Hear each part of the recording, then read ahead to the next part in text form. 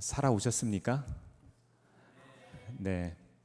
지난주 우리 부흥회하고 참 많은 분들이 편찮으셨던 것 같아요. 그렇죠? 우리 학생 청년들도 부흥회 기간에 마스크 쓰고 다닌 친구들은 다 독감 옮은 친구들이었어요. 근데 서로 다 믿음이 너무 충만하게 은혜 받았는데 은혜 받은 만큼 또 감기를 열심히 전도하신 것 같아요. 그래서 어떤 분들은 입원도 하시고 어떤 분들은 교회 예배를 많이 못 나오셨는데 우리 주보에 미리 광고가 나갔지만 여러 가지 교회의 어떤 일정들이 우리 독감 예방 때문에 조금 조정이 되었습니다. 양해를 해주시기를 바라고요. 오늘 말씀은요, 제자는 준비하는 사람입니다 라는 제목을 가지고 우리가 은혜 받을 텐데 제가 지난 2월에 발생했던 튀르키예 지진 기억하십니까? 그 사건을 다시 한번 좀 검색을 해봤어요. 그랬더니 이 튀르키예 시리아 지역 지진의 누적 사망자가 최소 5만 9천 명 정도 된다고 합니다. 한 6만 명 정도 되는 분들이 돌아가신 거예요. 이 부상자는 12만 9,803명이래요.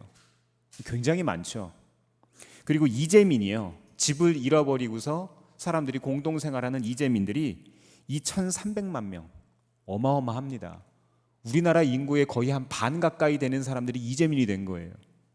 엄청난 자연재해 앞에 몇 달이 지난 지금까지도 많은 사람들이 슬픔에 있습니다. 하루빨리 복구가 되고 안정되길 우리가 마음을 모아서 기도해야 할 겁니다. 그런데 신기한 거는요, 피해의 대부분이 사람들이 사는 지역이라는 거예요. 사람들이 모든 피해를 받은 거예요. 자연은, 동물들은 큰 피해를 입지 않았어요. 지진 발생 직전에 이 튀르키예 현지에서 촬영됐던 한 영상을 보면은요, 이 건물 사이로 높이 솟은 나무에 이 새들이 엄청 많이 있었거든요. 수백 마리의 새들이 떼를 지어 모여 앉아 있는데 이 새들이요 울부짖는 거예요. 이 새들이 울부짖는 그런 영상이 있습니다. 합창이라도 하듯이 큰 소리를 내고 있었어요. 이 자연재해 전에 이 동물들의 이상 행동에 관한 사례들이 속속 이렇게 등장합니다. 연구 결과도 발표가 되기도 해요. 그간 여러 차례 보고된 바 있기는 한데요, 아직 과학적으로 인과관계가 정확하게 밝혀지지는 않았어요. 이상 행동을 일으키는 요인이 불분명하고 그리고 그때마다 다른 행동들을 하기 때문에 이 예측이 좀 불가능합니다. 다만 전문가들은 동물들이 미세한 진동이나 이 지자기 또 중력 변화, 가스 누출 등을 이 사람보다 더 민감하게 느끼기 때문에 그럴 것이다 추정은 하는데 정확하게는 몰라요. 우리는 알 수 없는 미래들을 만나고 살아갑니다. 우리가 지난 부흥회 기간 동안 노한호 목사님 무슨 말씀하셨죠? 오늘밖에 없다고요. 그치요. 오늘밖에 없다는 그런 말씀을 하셨는데 제가 그 말씀에 큰 감동을 받았어요. 오늘밖에 없다. 어제도 없고요. 미래도 없고요. 오늘밖에 없는 거예요. 어제도 우리는 오늘처럼 생각하잖아요. 제가 우리 흰머리 소녀들, 우리 일속 어르신들과 같이 함께 속회를 하는데요. 이 어르신들이 대화 나누시는 것들을 보면은요, 참 재미나요. 이 어르신들께서 16살 때, 18살 때 이 망포동에서 어떻게 사셨고 고향에서 어떻게 사셨다는 이야기를 하시는 거예요. 마치 오늘 일처럼 실감나게 이야기를 하십니다. 오늘을 살고 계시는 거예요. 그렇죠? 또 미래 일에 대해서 우리가 무언가 준비하고 계획하는데 그것은 미래는 미래일 뿐 오늘은 오늘인 거예요. 내일이 되면 내일은 그날의 오늘인 겁니다. 우리는 알 수 없는 미래를 살아가는데 불확실한 모든 것들 가운데서 무엇을 준비하고 살아야 될까요? 뭐 준비하고 살아가십니까? 무엇을 우리가 저축하고 무엇을 쌓아놓고 살고 계십니까? 돈 쌓아놓고 사세요? 건강 쌓아놓고 사세요? 명예를 쌓아놓고 살고 계십니까? 제 주변에 보니까 어떤 분은요, 보험을 안 들었어요. 보험을 하나도 안 들고서 뭐라고 이야기하는 줄 아세요? 제 또래인데 자기는 자식이 보험이래요. 세상에, 꼰대도 그런 꼰대가 없어요. 어떻게 자식이 보험입니까? 우리는 알 수 없는 미래를 살아가는데 첫 번째로 우리는 어떻게 미래를 준비하는 사람으로, 미래를 준비하는 그리스도의 제자로 살아갈 수 있을까요? 먼저 마가복음 13장 4절 말씀 같이 한번 읽어보겠습니다. 시작. 우리에게 말씀해 주십시오. 이런 일이 언제 일어나겠습니까? 또 이런 일들이 이루어지려고 할 때에는 무슨 징조가 있겠습니까? 아멘. 사람들은요, 미래에 대해서 궁금해해요. 제가 어렸을 때 미래에는 이런 게 있을 거야 라고 생각했던 것들이 몇 가지 있었어요. 저희 삼촌하고 제가 기계 만지는 거를 굉장히 좋아했어요. 그래서 제가 어려서 고등학교 다닐 때에도 삼촌이 처음에 디지털 카메라를 산 거예요. 그때 당시에 제 기억으로는 한 100만 화소 정도 되는 카메라였던 것 같아요. 그 카메라를 사서 저한테 자랑을 하는 거예요. 그러면서 저하고 이런 대화를 나눴어요. 언젠간 우리가 비디오 찍는 캠코더 있죠. 캠코더도 메모리 카드가 들어가는 날이 올 거야. 이런 얘기를 했어요. 지금 생각하면 말도 안 되는 얘기죠. 엄청 유치찬란한 이야기죠. 근데 그때는 그랬어요. 제가 대학교에 처음 들어갔을 때만 해도요, 우리가 핸드폰 있죠. 핸드폰이 이렇게 쓰는 핸드폰이었어요. 기억나시죠? 안테나 이렇게 올라오는 이렇게 쓰는 핸드폰.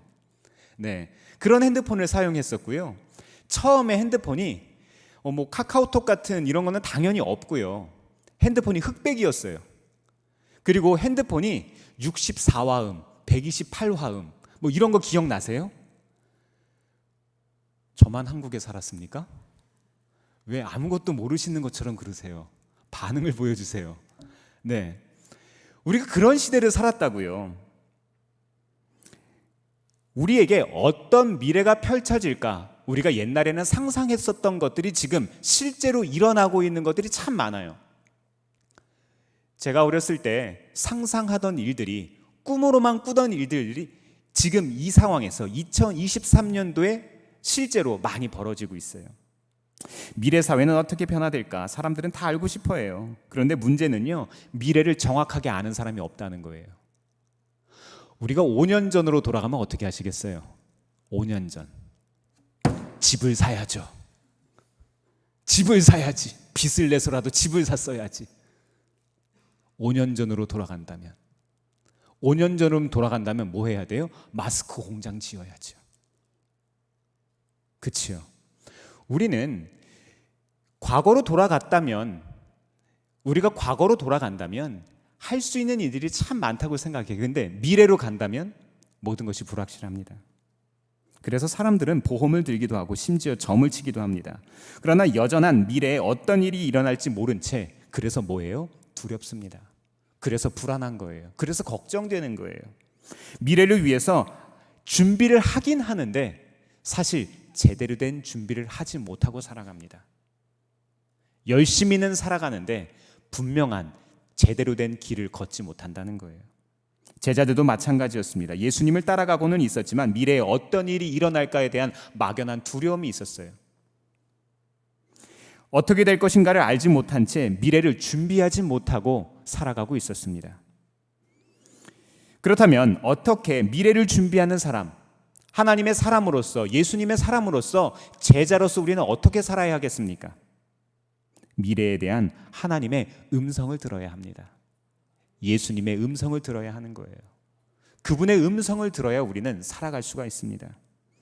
예수님께서 우리 미래에 대해서 뭐라고 말씀하십니까? 6절에서 8절까지 말씀을 보니까요, 거짓 그리스도가 와서 사람들을 속이고 전쟁과 지진 그리고 기근이 일어난다고 말씀합니다. 그리고 제자들이 미움받을 뿐 아니라 체포된다는 이야기를 하세요. 불편한 이야기죠. 우리 이렇게 안 하고 싶잖아요. 우리가 예수 믿는 이유 뭡니까? 잘 살려고 하는 거 아닙니까? 예수 믿는 이유가 뭐예요? 잘 먹고 잘 살려고 하는 거잖아요. 평안하려고 하는 거잖아요. 안 아프려고 하는 거잖아요. 건강하려고, 남들보다 더 나아지려고 하는 거 아니에요? 아니었습니까? 아니라는 거예요. 예수 믿는 사람의 그 과정과 그 결과가 어떠한지에 대해서 예수님께서 이 시간 우리에게 이야기하십니다. 얼마나 두렵고 떨립니까? 그러나 미래에 대한 한 가지 소식이 더 있습니다. 그게 뭘까요? 예수님이 다시 오신다는 거예요.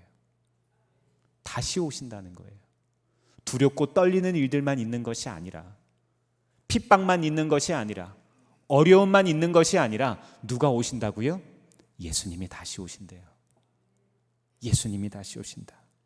엄청난 재앙이 다가오지만 그 재앙이 우리의 삶의 끝이라면 우리의 삶은 무의미한 거예요. 아무런 이유가 없는 겁니다. 교회 뭐하러 다닙니까? 이 땅에서 잘 먹고 잘 살지? 그러나 예수님께서 큰 능력과 영광으로 다시 오신다고 이야기하신 거예요. 이 말씀을 들었을 때 제자들의 마음이 어떠했을까요? 만약 제자들이 예수님의 이 말씀을 듣지 못했다면 어땠을까요?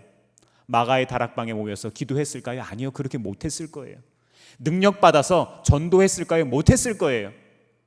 순교할 수 있었을까요? 못했을 겁니다. 미래를 준비하지 못한 채 살아가다가 어려움을 만나면 믿음을 포기했을 겁니다. 하지만 믿음이 있는 사람이라면, 예수님을 사랑하는 사람이라면, 저는 믿음을 가리켜서 예수님을 사랑하는 것이라고 이야기합니다. 이 한마디면 되지 않을까요? 예수님이 다시 오신다. 내가 그렇게 사랑하는 그분이 다시 오시기로 하셨다. 사랑하는 성도 여러분, 모든 것이 불확실한 시대를 살아갈 때에는 우리는 예수님의 말씀을 끝까지 들어야 합니다.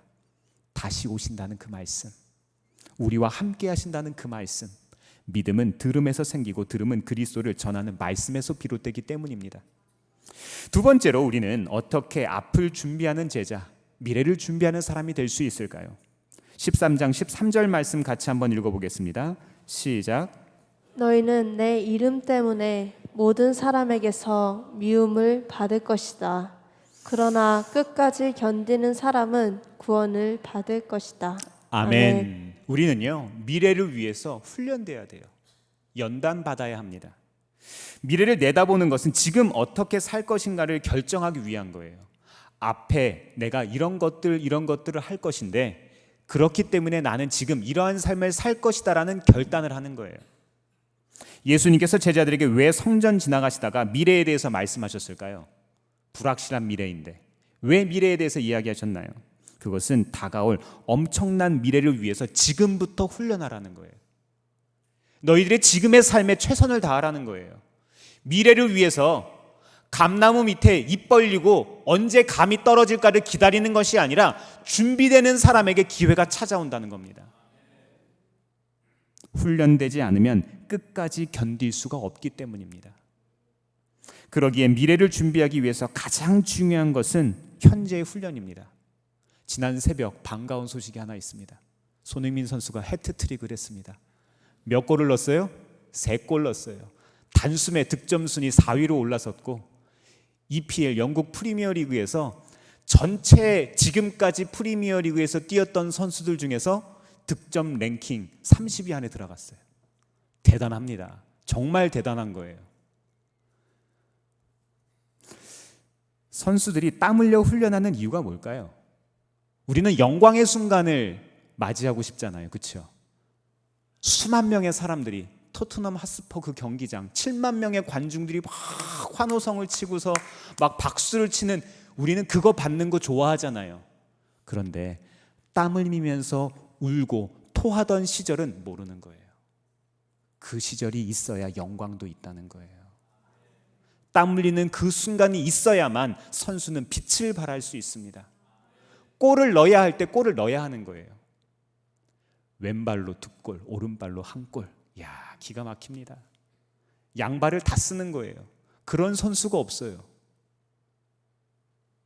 마찬가지입니다. 예수님의 제자로서 세상 속에 승리하려면 훈련돼 있어야 돼요. 그래서 우리가 부흥회도 한 거 아니에요? 참 기가 막혔어요. 우리 학생들이요, 앞에서 우리 찬양 인도한 친구들 굉장히 잘하잖아요. 그렇죠? 아이들이 부흥회 기간에 갑자기 1명씩 2명씩 마스크를 쓰고 나타나는 거예요. 이게 뭐야? 왜 이래? 난리가 난 겁니다. 아이들이 아프기 시작하는 거예요. 그래서 기타 치던 아이도 사라지고 피아노 치던 아이도 사라지고 수행 맞고 와서 앉아갖고 다시 피아노 치고 있고 막 이러는 거예요. 목사님 목소리가 안 나와요. 막 이러는 거예요, 아이들이. 근데 아이들이 준비돼 있었어요. 뭐가 준비돼 있는 줄 아세요? 우리 애들은요, 악기를 하나만 하는 게 아니에요. 아이들이 한 사람에 적어도 2가지, 3가지씩 해요. 그러니까 아이들이 어떻게 해요? 돌아가면서 메꾸기 시작합니다. 준비돼 있으니까 어떻게 돼요? 준비돼 있으니까 꼭 해야 할 때 등장할 수 있는 거예요. 쓰임 받을 수 있을 때 쓰임 받을 수 있더라고요. 다른 친구가 어렵고 힘들 때 우리가 위로해 줄 수 있으려면요, 곡간에서 임신난다고 하죠. 내 마음이 주님의 영으로 채워 있어야 되는 거예요. 내 마음에 기쁨과 사랑이 있어야 누군가에게 기쁨과 사랑을 줄 거 아닙니까? 내 마음이 죽게 생겼는데, 내 마음이 슬퍼 죽겠는데 누구를 위로합니까? 그렇죠. 우리는 훈련받아 준비되어 있어야 합니다. 영적 체력을 비축하고 있어야 되는 거예요. 그런데 안타까운 것은 사람들이 미래를 위해서 시간과 힘을 쏟지 않는다는 거예요. 늘 눈앞에 닥친 일들 때문에, 지금 먹고 사는 일들 때문에, 지금 당장 해야 되는 일들 때문에 눈과 귀를 가리우고 사람들이 먼 미래를 내다보지 못합니다. 마치 구약시대의 히스기야 왕처럼 내 때 그 일이 일어나지만 않으면 된다는 식으로 생각하기도 합니다. 너무 황당하죠. 이스라엘 시대에 최고의 성군이라고 불렸던 그 왕이, 기억나시죠? 바벨론이 사절단이 찾아왔을 때 자기 창고를 다 열어서 우리 궁궐에, 우리나라에 이러이러한 시설들이 있고 이러이러하게 준비가 다 되어 있다고 이야기를 하고, 이사야 선지자가 와서 이제 책망하는 겁니다. 하나님이 너를 심판하실 거다, 이스라엘을 심판하실 거다, 이런 이야기를 했을 때 히스기야가 이야기합니다. 나만 아니면 돼. 내 때 그 일이 일어나지 않은 거 너무 다행이다, 이런 생각하는 거예요. 우리 이렇게 생각하지 않습니까? 또 어떤 사람들은 마음 가는 대로 살아갑니다. 눈에 보이고 손에 만져지는 것들의 생각과 마음을 다 빼앗겨 버리는 거예요. 그러다 나중에 어떻게 됩니까? 결국 후회하는 날이 옵니다. 그랬으면 좋았을 텐데. 이렇게 예수님의 말씀을 듣고도 다가올 미래를 위해 훈련되지 않으면 그 미래가 현실이 되는 날 반드시 슬피 울며 이를 갈게 됩니다. 남의 잔치자리에서 후회만 하게 되는 거예요. 그러기에 예수님의 제자라면 우리 앞에 있는 삶의 숙제들을 성실하게 마치기를 바랍니다. 숙제 마치는 거 싫어요. 그렇죠? 인생의 숙제들 저마다 있잖아요. 우리의 저마다의 인생의 숙제 누가 있을까요? 한번 눈 감고 생각해 보세요. 야, 내 삶에 이게 숙제인데. 우리의 자녀도 우리의 숙제가 될 수 있고요. 우리의 믿지 않는 가정 식구들이 될 수도 있고요. 또 우리의 사업장이 될 수도 있고요. 무너져버린 관계가 될 수도 있고, 많은 것들이 있습니다. 우리의 인생에 찾아와 있는 많은 현실의 숙제들, 이 숙제 어떻게 할 거예요? 도망가실 겁니까? 다른 걸로 그냥 덮어놓고 사시겠어요? 아니요. 그래서는 안 된다는 것을 예수님께서 이 시간 우리에게 이야기하십니다. 지금 삶에 우리에게 벌어진 이 삶의 훈련을 성실하게 감당하시기를 바랍니다. 사랑하는 성도 여러분, 하나님에 대한 믿음이 있다면, 예수님과 동행하는 사람이라면 지금 내게 주어진 갈등이나 어려움들을 그대로 바라보시기를 바랍니다. 예수님이 함께 하시기 때문에 우리는 이길 수 있습니다. 이 모든 시간을 훈련의 과정으로 감당하시기를 바랍니다. 우리 하나님은요, 감당할 만큼만 시험을 주시는 분이세요.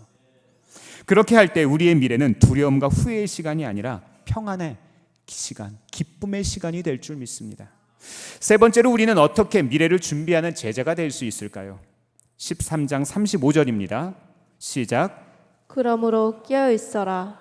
집 주인이 언제 오는지, 저녁녘일지 한밤중일지 닭이 울 무렵일지 이른 아침녘일지 너희가 알지 못하기 때문이다. 아멘. 우리는요, 항상 깨어 있어야 돼요. 근데 그게 쉽나요? 졸리잖아요. 피곤하잖아요. 자고 싶잖아요. 미래에 대한 정보를 갖고 있으면 적절한 훈련을 통해서 예측할 수 있죠. 그러나 사람들은 훈련하는 걸 잘 안 좋아해요. 예를 들면 몸을 관리하지 않으면 건강을 잃어버릴 거라고 의사가 이야기합니다. 근데 말을 잘 안 들어요. 근데 우리가 큰 병을 진단받으면 그때부터 움직이기 시작하죠. 그렇죠? 우리의 삶에 계기가 있어야 된다는 거예요. 깨어있는 것 얼마나 중요하면은요, 본문 말씀 중에 주의하라는 말이 이 종말의 교훈 중에서 4번이나 나옵니다. 깨어 있어야 한다. 깨어 있으라는 말이 계속해서 반복되는 거예요. 깨어 있으라는 말은요, 졸음을 쫓아버리라는 말로도 이해할 수 있어요.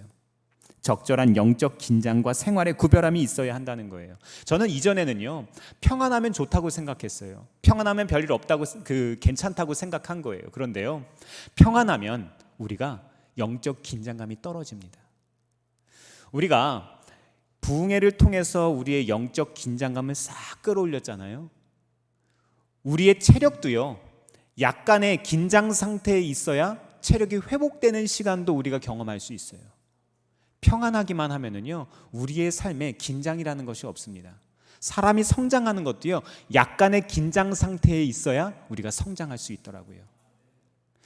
제가 협성대학교 이제 그 교향대학 교수로 이제 출강을 하게 됐는데, 갑자기 소식을 들은 거잖아요. 지지난주 주말에 갑자기 그 학장님한테 연락을 받았습니다. 이러저러한 일들이 있는데 우리 학교에 와서 강의를 해주실 수 있냐고. 제가 이력서를 낸 것도 아니고 지원을 하지도 않았었어요. 근데 정말로 하나님이 인도해 주셔서 저를 참 좋게 봐주신 그 학장님이 전화를 주신 거예요. 감사하죠. 뒤늦게 이제 이력서를 내고 여러 가지 제가 서류들을 이제 필요한 것들을 다 제출을 했습니다. 그런데 너무 황당한 거예요. 당장 내일 모레가 9월 5일 날이 첫 강의인 거예요. 세상에 뭐가 준비되어 있냐고요. 제가 평상시에 강의를 다니는 교수도 아니고 목회만 한 목사인데 제가 무슨 강의를 하냐고요. 그런데 하나님께서 지혜를 주셨어요. 이번에 이제 20살, 21살, 많으면 한 23살 정도 된 친구들이죠. 이 친구들하고 같이 강의를 할 텐데 하나님께서 과목이 기독교와 인성교육이래요. 세상에, 기독교와 인성교육을 어떻게 연결하지? 제가 고민하다가 생각이 버떡 들었습니다. 우리 친구들이 좋아하는 영화를 가지고 같이 강의를 했으면 좋겠다. 그래서 예를 들면 82년생 김지영, 이 영화를 가지고서는요, 여성 차별에 대한 그런 이야기들, 또 남자들에 대한 어떤 역차별의 그런 이야기들, 또 기생충 같은 경우에는 사회적인 차별, 계층 간 차별 같은 것들, 이런 걸 얘기하고요. 또 영화 인턴이라는 영화도 있어요. 해외 영화인데요. 로버트 드니로가 앤 해서웨이가 같이 나왔던 영화인데, 이런 영화 같은 경우에는 우리가 그 에이지즘, 이제 노년 세대에 대한 그런 이야기들이 있죠. 연령 차별 같은 것들, 이런 것들에 대해서 이야기를 좀 하려고 하고, 예를 들면 그 불편한 진실이라고 하는 과거에 그 엘고 부통령이 나와서 같이 이렇게 출연했었던 그 작품 있죠. 이런 거 같은 경우에는 환경 윤리에 대한 그런 이야기들을 좀 나누려고 하고요. 그래서 주차별로 15주까지 있는데요. 1주차부터 이제 15주까지 이제 강의를 쭉 하면서 약 한 12가지, 한 11가지에서 12가지 정도의 영화를 가지고 좀 나누려고 해요. 당장 그 1주차는 이제 오리엔테이션을 할 거고요. 2주차 같은 경우에는 우리 옛날에 재미나게 봤던 그 미녀는 괴로워 영화 있죠. 그래서 이제 외모지상주의, 루키즘에 대해서 우리가 이야기를 좀 나누려고 해요. 또 웰컴 투 동막골도 나옵니다. 네, 이런 일들을 가지고, 이 영화들을 가지고 제가 강의를 할 텐데, 그래요. 생각은 좋죠. 근데 뭐가 준비되어 있냐고요. 세상에. 강의록은 이제 준비해야 되는 거예요. 제가 그래서 지난 한 주 동안 정말로 애를 썼습니다. 근데 지난주에 뭐 있었어요? 부흥회 있었잖아요. 대체 준비할 시간이 없는 거예요. 정말로 제가 분 단위로 시간을 나눠서 살았습니다. 정말로 바쁘게 계속 새벽까지 일을 하고 계속 새벽까지 강의안도 준비하고 설교 원고를 준비했는데, 하나님께서 그런 지혜를 주시는 거예요. 제 평상시에 머릿속에 있고 가슴속에 담고 있었던 주제가 있기 때문에 결과가 나오더라고요. 제가 평상시에 생각하지 않고 마음에 담아놓지 않고 살았던 주제라면 나올 수가 없는 거예요. 우리들이 그리스도인이라면 이 시대를 살아가시면서 눈앞에 있는 것, 당장 내 발에 불 떨어진 것들을 처리하고 살아가는 것이 중요한 것이 아니라 우리의 삶에 정말 중요한 것들, 우리의 삶에 정말로 가치 있는 것들에 대해서 생각하고 가슴에 담아놓는 연습이 필요하다는 것을 제가 깨달았어요. 마태복음 25장의 열처녀 비유 기억하십니까? 성경은 5은 어리석고 5은 슬기로웠다고 이야기합니다. 근데 참 이상해요. 근데 이 사람들 성경을 자세히 보다 보면은요, 다 잠들었어요. 그렇죠? 똑같이 잠들었습니다. 마치 제가 어려운 상황을 지난 한 주 겪었던 것처럼 모두가 다 잠들었어요. 어려운 상황은 누구나 만난다는 이야기예요. 누구나 실수도 할 수 있고 잘못도 할 수 있고 어려운 상황은 누구나 만나는 거예요. 성경은 그걸 이야기합니다. 성경은 잠든 것을 가지고 어리석음의 기준을 나누지 않습니다. 예수님은 그것을 가지고 책망하지 않으세요. 하나님께서는 우리 연약함을 아시는 분이십니다. 하나님께서는 제 약함도 아시고 제 부족함을 아시는 분이세요. 인생을 살아가면서 실수하거나 잘못된 선택을 하는 우리들의 모습을 인정하시고 공감하시는 분이세요. 그럼에도 하나님께서는 이 시간 우리에게 무엇을 갖고 있어야 한다고요? 기름을 갖고 있으라고 이야기하시는 거예요. 잠드는 게 중요한 것이 아니라, 우리의 삶에 바쁜 일들이 일어날 수 있지만, 마치 제가 지난 한 주간 정말로 힘들게 살아왔던 것을 제가 고백하지만, 우리 가슴 가운데 성령께서 주시는 그 기름을 가지고 있다면 우리가 그것을 나누어 줄 수 있다는 거예요. 사랑하는 성도 여러분, 성령의 기름을 꼭 가지고 있기를 바랍니다. 성경은 왜 이렇게 미래에 대해서, 예수님이 다시 오실 그때에 대해서 강조할까요? 그것은 바로 돌이킬 수 없기 때문입니다. 기회는 한 번밖에 없습니다. 우리의 인생은 다시 살지 않아요. 그래서 저는 다시 태어나도 제 아내랑 결혼할래요. 아직 기회가 있지만 그때가 되면 다시는 기회가 없습니다. 그러기에 항상 깨어 있어야 합니다. 그렇게 할 때 우리는 미래를 준비하는 예수님의 제자로 살아갈 수 있습니다. 2000이 아니죠. 1911년, 아주 오래전입니다. 노르웨이의 아문센과 영국의 스콧경이 이끄는 두 탐험대가 역사상 최초로 남극 정복을 위해서 길을 떠납니다. 아문센은 에스키모들의 경험담과 여행 노하우를 철저히 다 듣고 수용해서 에스키모 개가 끄는 썰매로 사람과 장비들을 운반했습니다. 남극점까지 이르는 곳곳에 중간 베이스 캠프를 세우고 필요한 물품들을 가득가득 채워서 자기들의 일정이 흐트러짐 없도록 준비했어요. 치밀한 준비 덕분에 아문센의 탐험대는 어렵기는 했지만 남극을 정복할 수 있었습니다. 한 명의 희생자도 없었대요. 그런데 스콧경은 남극을 여행했던 경험을 믿고 상세한 사전 답사 없이 출발했습니다. 결국 길을 떠난 지 닷새 만에 수송용 모터 엔진 썰매가 얼어붙었고, 썰매를 끌던 망아지들도 다 얼어 죽어버렸어요. 어쩔 수 없이 모든 짐을 대원들이 지고 또 지고 또 지고 가는데, 복장과 장비를 제대로 챙기지 않아서 모두 동상에 걸려버립니다. 우여곡절 끝에 10주 동안 800마일을 걸어서 간신히 남극점에 도달하긴 했는데, 그곳에는 아문센 일행이 한 달 전에 꽂아놓은 노르웨이 깃발만 펄럭이고 있습니다. 그런데 문제는 거기서 끝나지 않았습니다. 돌아오는 2달 동안 굶주림과 추위에 대원들이 하나씩 죽어갔고, 캠프로부터 150마일 되는 지점에 이르러서는 스콧경 이 대장도 죽음을 맞이하게 됐습니다. 사랑하는 성도 여러분, 하나님은 시간과 역사를 주관하시는 분이십니다. 우리의 삶도 주관하시는 분이세요. 그래서 예수님의 제자는 그분의 말씀을 듣고 미래를 준비하며 항상 깨어서 기름을 가지고 있어야 합니다. 성령의 기름, 그 기름을 꼭 유지하시는, 꼭 그 성령의 기름을 소중히 하시는 이번 한 주가 되시기를 주의 이름으로 축원합니다. 기도하겠습니다.